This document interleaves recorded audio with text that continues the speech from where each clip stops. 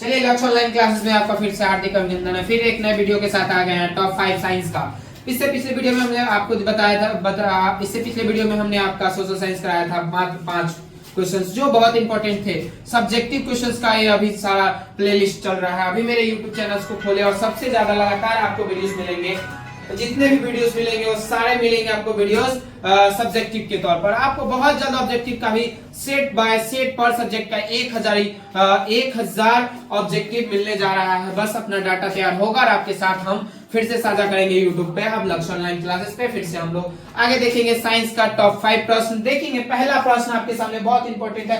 लगातार इस 15 साल के बीचों में देखा गया है कि रेलवे सिग्नल में लाल रंग का प्रयोग क्यों किया जाता है। ये अक्सर 7 से 8 बार 15 साल के बीच में पूछा गया है। हो सकता है कि इस बार ये प्रश्न आ सकता है। देखिए अगर रेलवे सिग्नल में लाल रंग का प्रयोग क्यों किया जा सकता है। आप सभी को पता है कि लाल रंग जो कलर है वो बहुत ही अट्रैक्टिव कलर है और देखने से भी हमें खतरों की निशानी पता चलती है। और साथ साथ हम अपने अगर हम अपने शरीर के किसी भी बॉडी के किसी भी हिस्से को काटते हैं तो रंग लाल निकलता है और जो हमारे लिए बहुत ही खराब साबित हो सकता है क्योंकि खून हमारे शरीर से निकलता है तो कहीं ना कहीं हमारा स्थिति जो होगा वो बहुत खराब हो जाएगा। चलिए अब हम लोग बात क्वेश्चन की ओर लेके चलते हैं। लाल रंग का तरंग दैर्घ्य, इसके में बात अगर साइंस की जाए तो अब हम लोग साइंस के माध्यम से समझेंगे। लाल रंग का तरंग दैर्घ्य जो बाकी रंगों की बात होती है उससे अधिक होती है। यानी कि तरंग दैर्घ्य की बात की जाए तो जो लाल रंग होता है देखने में सबसे ज्यादा लाइटिंग उसका होता है। बाकी जितने भी कलर देखते हैं वो हमारे आंख से दिखे या ना दिखे, कुहासे के कारण या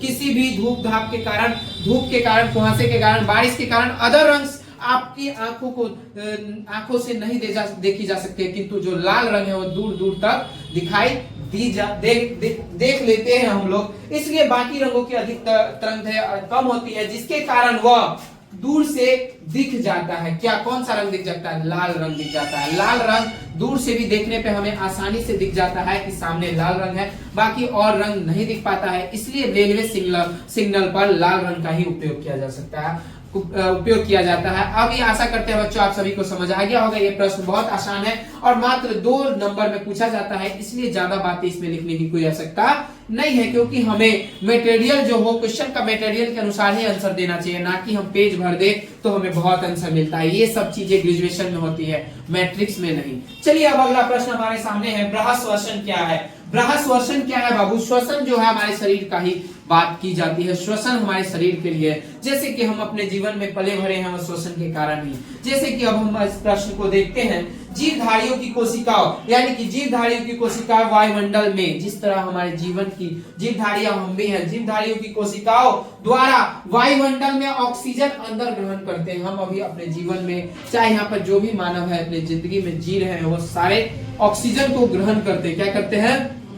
ग्रहण करते हैं। ऑक्सीजन जब हम अपने अंदर ग्रहण करते हैं और कार्बन डाइऑक्साइड छोड़ते हैं, उसी प्रक्रिया को हम क्या कहते हैं? बृहस्पश्वसन। अब आशा करते हैं इस प्रश्न में भी कोई परेशानी नहीं होगी। बहुत इजी प्रश्न है, अगर समझी जाए तो बात 2 नंबर की है तो बहुत आसान शब्द में इसे लिख सकते हैं कि बृहस्पश्वसन उस प्रक्रिया को कहते हैं जिस प्रक्रिया में जो भी मानव या कोई जीवधारी अपने जीवन जीने के लिए ऑक्सीजन को अंदर ग्रहण करते हैं और कार्बन डाइऑक्साइड छोड़ते हैं, इस प्रक्रिया को हम बृहस्पश्वसन कहते हैं। चलिए एक तीसरा प्रश्न लेकर आए हुए हैं। मिश्र धातु क्या है? मिश्र धातु की बात की जाए तो धातु एवं अधातु, धातु को 2 भागों में बांटा गया है, धातु एक अधातु। इस दोनों को जोड़ दिया जाए और जो बन जाता है उसे हम मिश्र धातु कहते हैं। जैसे इस प्रश्न पे आते हैं 2 या 2 से अधिक धातुएं या एक धातु और एक अधातु हो, कॉपर या हाइड्रोजन को जोड़ दिया जाए या कॉपर या जिंक को जोड़ दिया जाए और जो हमें मिले उसे हम मिश्र धातु कहते हैं। एक धातु और एक अधातु को जोड़ दिया जाए तो उसे हम मिश्र धातु कहते हैं। यानी कि कह सकते हैं कि 2 या 2 से अधिक धातुएं और अधातुएं मिलकर जुड़ जाती हैं और उससे तीसरी धातु या धातुएं बन जाती हैं, उसे हम मिश्र धातु कहते हैं। चलिए अब अगला प्रश्न आपके सामने।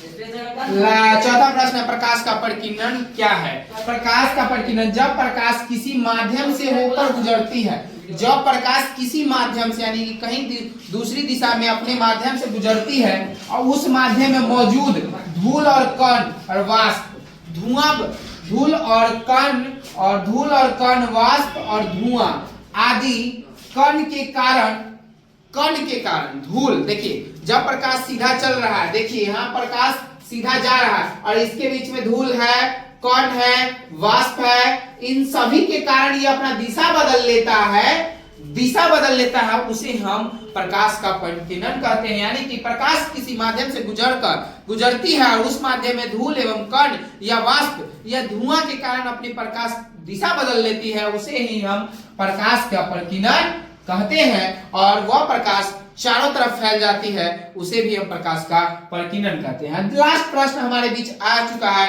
अनवीकरणीय स्रोत क्या है? अनवीकरणीय स्रोत क्या है? ऊर्जा के लिए स्रोत जो प्रकृति के समय अति लंबे अंतराल पे आता है, यानी कि जो ऊर्जा का स्रोत है, ऊर्जा के लिए स्रोत है प्रकृति के समय के अनुसार जो अंतराल होता है वो लंबा समय होता है, उसे हम ऊर्जा का स्रोत कह सकते हैं। जैसे अनवीकरणीय स्रोत में अंतराल निर्मित होती है, वो जो निर्मित होती है ऊर्जा अनवीकरणीय स्रोत वो लंबे समय पर आती है और उसका उपयोग देखिए उनके समाप्त हो जाने पर, जब हमारा ऊर्जा का जो स्रोत है अनवीकरणीय स्रोत, उसमें उसकी जो ऊर्जा है वो समाप्त हो जाती है, वो तुरंत निर्मित नहीं की जा सकती, इसलिए उसे अनवीकरणीय स्रोत अनवीकरणीय ऊर्जा का स्रोत कहते हैं। यानी कि जो भी ऊर्जा हमारे प्राकृतिक समय में हमारे लंबे अंतराल बाद आती है और वह